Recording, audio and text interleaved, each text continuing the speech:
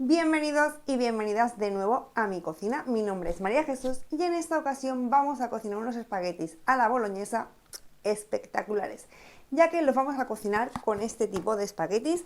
Está hecho con pasta de glucoma nano, que es pura fibra, por lo tanto no lleva nada de hidratos, así que si estás haciendo una dieta cetogénica te va perfecto.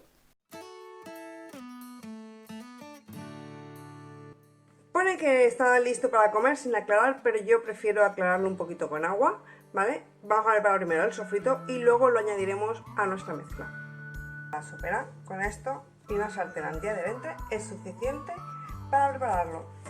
Cuando ya tenemos el aceite caliente, bajamos un poquito el fuego, ya sabéis, para que al principio no se nos vaya a quemar la cebolla. Echamos la cebolla en primer lugar.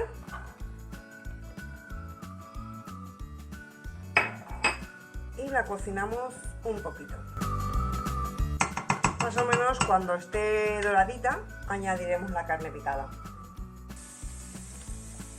Vale, como veis, ya tenemos la cebolla doradita. Ahora vamos a añadir la carne picada.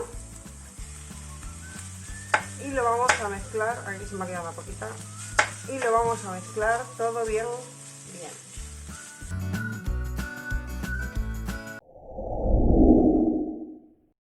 Ahora le vamos a añadir un poquito de sal.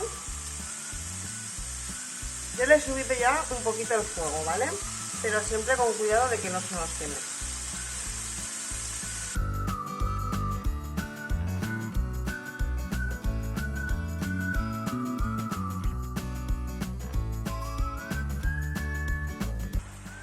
Como veis, ya tenemos la carne casi lista.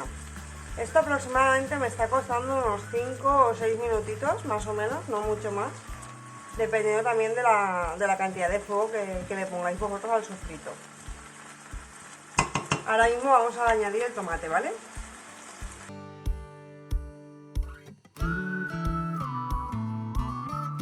Como veis, ya tenemos la carne y la cebolla bien cocinada. Ahora vamos a añadir el tomate, ¿vale?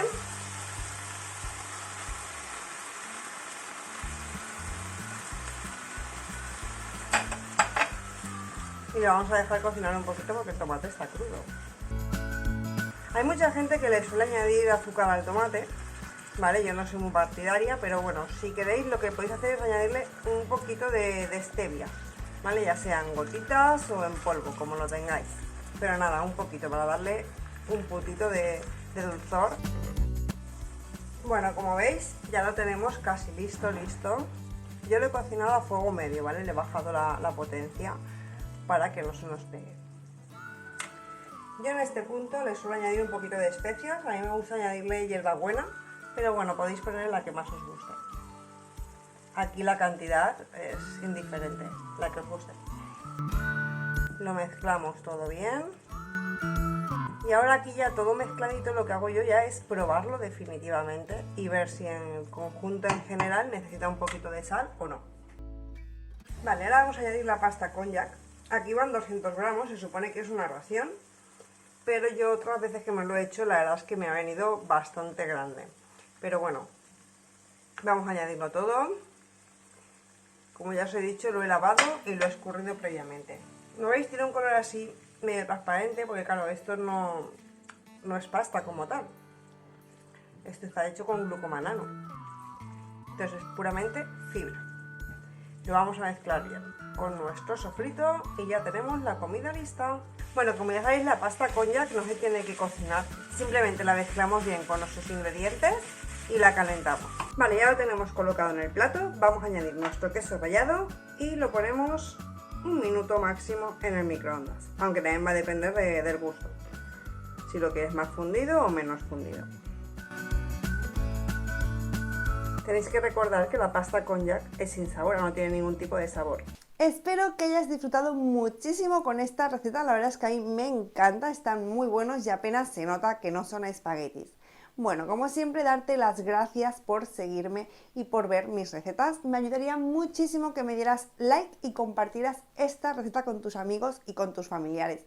Además, si no quieres perderte ninguna de mis recetas, activa las notificaciones para que te podamos avisar. Y ahora vamos a ver el valor nutricional y vamos a comentarlo.